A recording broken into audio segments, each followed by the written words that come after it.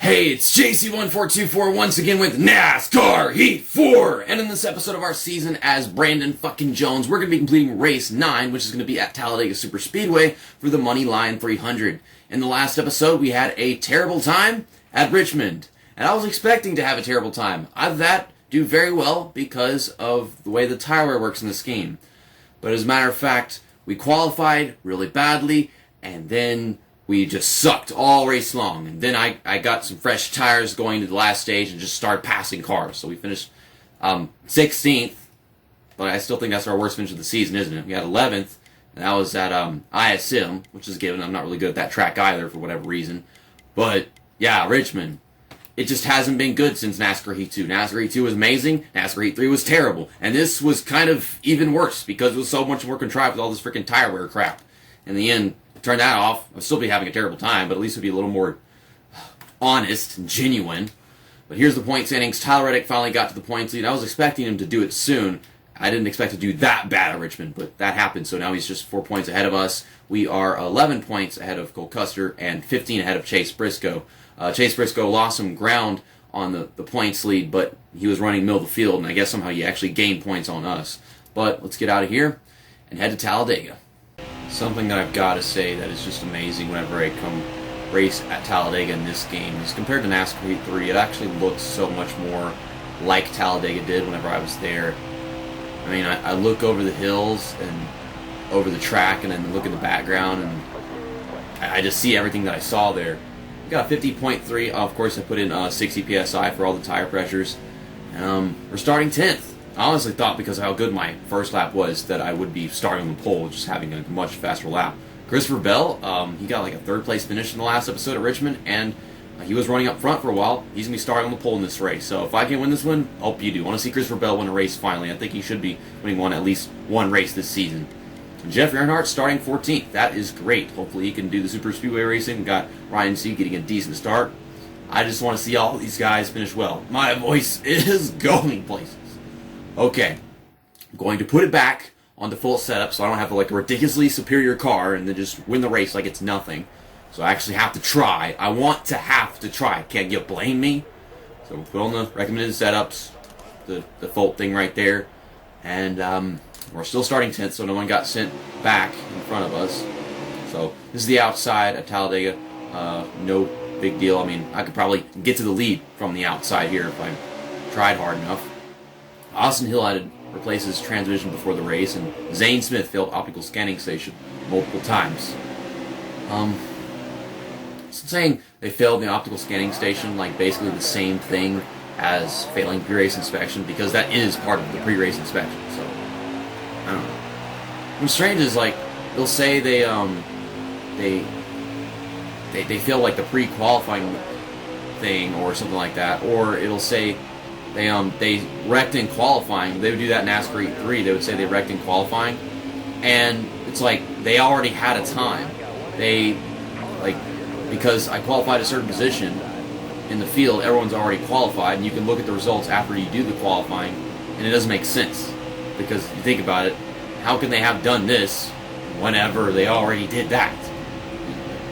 But I don't think they do that in this game anymore. They might have changed that. Oh, we got Lombard Bros Gavin, Ryan C pushing me through this bottom lane. He's working. Oof. Okay. Joseph, Zachary. Golly, man.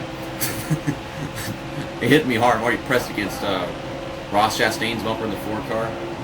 Yeah, I don't think they put him in the 42 in this game. It would have been nice if they had like the drivers drive all the cars they drove during the season. Like part of the season they run one car and then the next they run another one or something like that. They still get the same credit for it, I suppose, but I don't know. We're making this bottom line work. Look at the way all these cars bounce and everything. You know, this bumpy old Talladega. And I just like that. I like seeing that.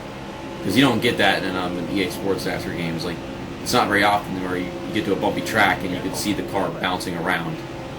I mean, I think it did it a little bit whenever you play like the U-Technics NASCAR games, of course. But NASCAR has them bumps, and I like that about it. Of course, iRacing has everything, but still, I mean, this is a video game. iRacing is not a video game, so whenever you get on here and you get all them bumps, it's a euphoric experience. I don't know if I'm using that word right. Was that the end of the first stage? Was like, We only went like 2 laps. Or maybe that was, yeah, that was just 2 laps. But made up 5 positions, so got some stage points. Justin Haley, he won the first stage. Christopher Bell fell back to 6th, so we're going to be starting on the inside of him. Ryan C. got up to 9th, so that's great. What about Jeffrey Earnhardt? He's been falling back. He fell back to 20th, so that's like 6 positions I think that he just lost. Okay, so no pit stops happening after the first stage. I like where this is going. Maybe we can win the second stage. I'm going to pass 5 cars, and now I'm going to pass 4 more. And once we do that, we'll be in the lead. But I don't know if it's going to be easy to keep the lead, because in some of these games, or super speedways, it's hard to keep the lead. It's hard to get the lead. But I'd like to see if Christopher Bell can drop underneath me right here, or not underneath me, but behind me or something, and we can work together. I mean, come on, man, you're clear. You're clear.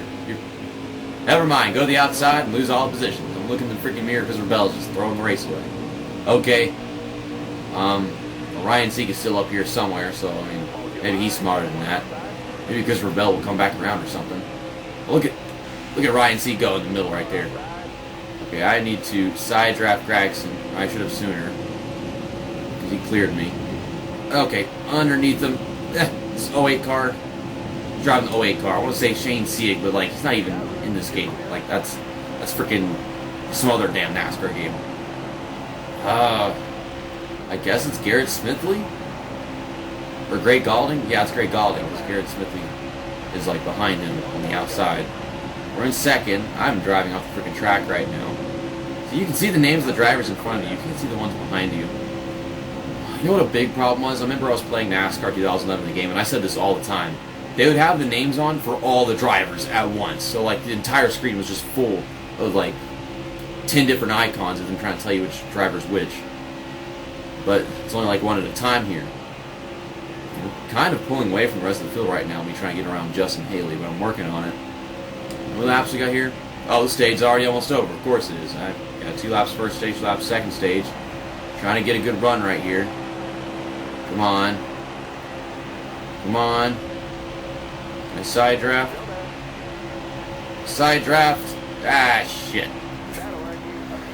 I don't know what else I could have done in that situation because it was taking so long to build up a run and we weren't having that strong of a run.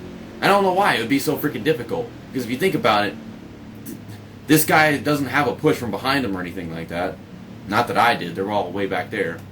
So, I'm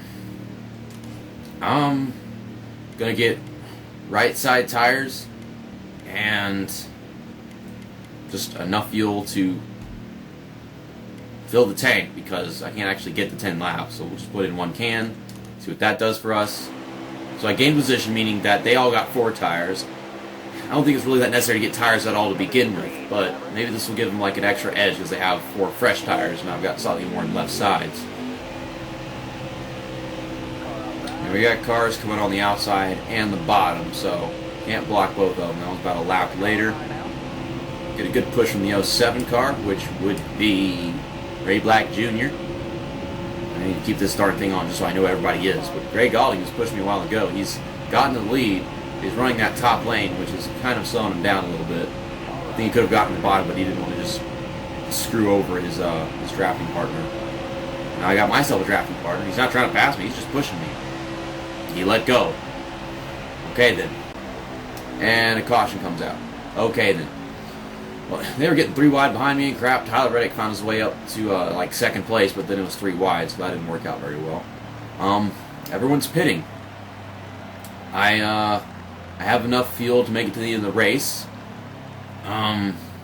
See, they already got their tires. They're probably just getting fuel, and I can't pit at this point because I would be having to get tires, to be honest.